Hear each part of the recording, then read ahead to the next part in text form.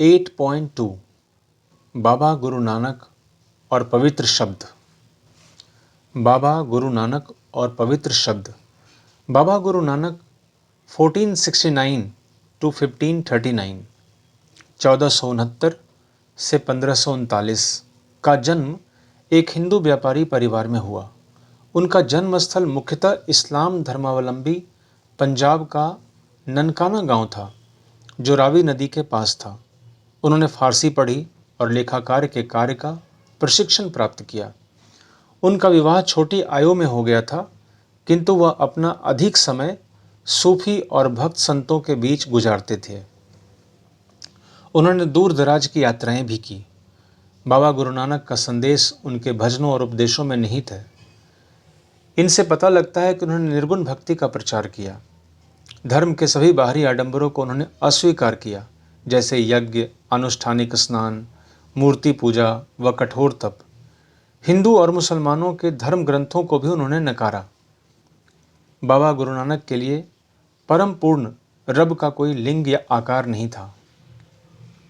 उन्होंने इस रब की उपासना के लिए एक सरल उपाय बताया, और वह था उनका निरंतर स्मरण व नाम का जप। उन्होंने अपने विचार पंजाबी भाषा में शब्द के माध्यम से सामने रखा। बाबा गुरु नानक यह शब्द अलग अलग रागों में गाते थे और उनका सेवक मर्दाना रबाब बजाकर उनका साथ देता था। बाबा गुरु नानक ने अपने अनुयायियों को एक समुदाय में संगठित किया, सामुदायिक उपासना के नियम निर्धारित किए, जहां सामूहिक रूप से पाठ होता था। उन्होंने अपने अनुयायी अंगद को अपने बाद गुरु पद पर आसीन किया। इस परिपाटी का पालन 200 वर्षों तक होता रहा। ऐसा प्रतीत होता है कि बाबा गुरु नानक किसी नवीन धर्म की संस्थापना नहीं करना चाहते थे, किंतु उनकी मृत्यु के बाद उनके अनुयायियों ने अपने आचार व्यवहार को सुगठित कर अपने को हिंदू और मुसलमान दोनों से पृथक चिन्हित किया। पांचवें गुरु अर्जुन देव जी ने बाबा गुरु नानक तथा उनके 4 उत्तराधिकारियों बाबा फरीद, रविदास और कबीर की बानी को आदि ग्रंथ में संकलित किया। इनको गुरबानी कहा जाता है और ये अनेक भाषाओं में रचे गए। 17वीं शताब्दी के उत्तरार्ध में 10वें गुरु गोविंद सिंह जी ने 9वें गुरु तेग बहादुर की रचनाओं को भी इसमें शामिल किया और इस ग्रंथ को गुरु ग्रंथ साहब कहा गया। गुरु गोविंद सिंह ने खालसा पंथ, पवित्रों की सेना की नींव डाली और उनके 5 प्रतीकों का वर्णन किया: बिना कटे केश, कृपान, कच्छ, कंघा और लोहे का कड़ा। गुरु गोविंद सिंह के नेतृत्व में समुदाय एक सामाजिक, धार्मिक और सैन्य बल के रूप में संगठित होकर सामने आया। 8.3 मीराबाई, भक्ति में राजकुमारी। मीराबाई लगभग 15वीं-16वीं शताब्दी, संभवतः भक्ति परंपरा की सबसे सुप्रसिद्ध कवियत्री हैं। उनकी जीवनी उनके लिखे भजनों के आधार पर संकलित की गई है, जो शताब्दियों तक मौखिक रूप से संप्रेषित होते रहे। मीराबाई मारवाड़ के मेड़ता जिले की एक राजपूत राजकुमारी थी, जिनका विवाह उनकी इच्छा के विरुद्ध मेवाड़ के सिसोदिया कुल में कर दिया गया। उन्होंने अपने पति की आज्ञा की अवहेलना करते हुए पत्नी और मां के परंपरागत दायित्वों को निभाने से इनकार किया और विष्णु के अवतार कृष्ण को अपना एकमात्र पति स्वीकार किया। उनके ससुराल वालों ने उन्हें विष देने का प्रयत्न किया, किंतु वह राजभवन से निकलकर एक परिव्राजिका संत बन गई। उन्होंने अंतर्मन की भाव प्रवणता को व्यक्त करने वाले अनेक गीतों की रचना की।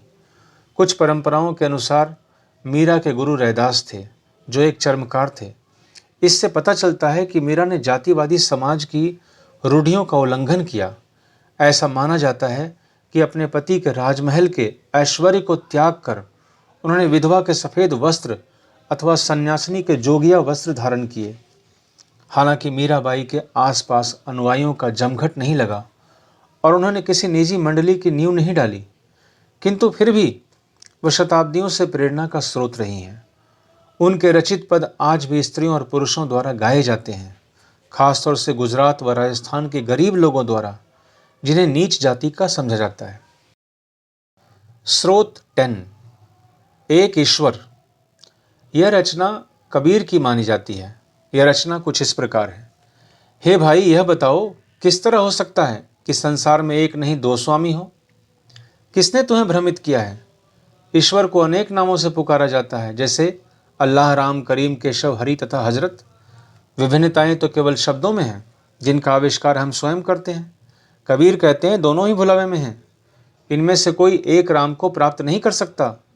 एक बकरे को मारता है, दूसरा गाय को। वे पूरा जीवन विवादों में ही गंवा देते हैं। स्रोत 11। कृष्ण के प्रति प्रेम। यह मीराबाई द्वारा रचित एक गीत का अंश है। अगर चंदन की चिता बनाऊं, अपने हाथ जला जा। जलबल जलबल भई भस्म की ढेरी, अपने अंग लगा जा। मीरा कहें, प्रभु गिरधर नागर, जोत में जोत मिला जा। एक और पद में वह कहती हैं, राणो जी में वाड़ो, महारो काई करसी। मैं तो गोविंद रागुण गास्या।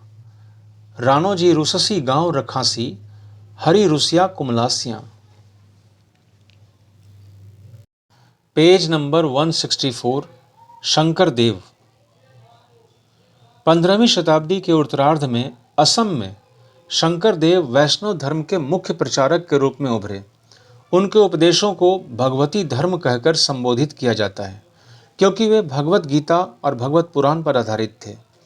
ये उपदेश सर्वोच्च देवता विष्णु के प्रति पूर्ण समर्पण भाव पर केंद्रित थे। शंकर देव ने भक्ति के लिए नाम कीर्तन और श्रद्धावान भक्तों के सत्संग में ईश्वर के नाम उच्चारण पर बल दिया। उन्होंने आध्यात्मिक ज्ञान के प्रचार के लिए सत्र या मठ तथा नाम घर जैसे प्रार्थना गृह की स्थापना को बढ़ावा दिया। इस क्षेत्र में ये संस्थाएं और आचार आज भी पनप रहे हैं। शंकर देव की प्रमुख काव्य रचनाओं में कीर्तन घोष भी है।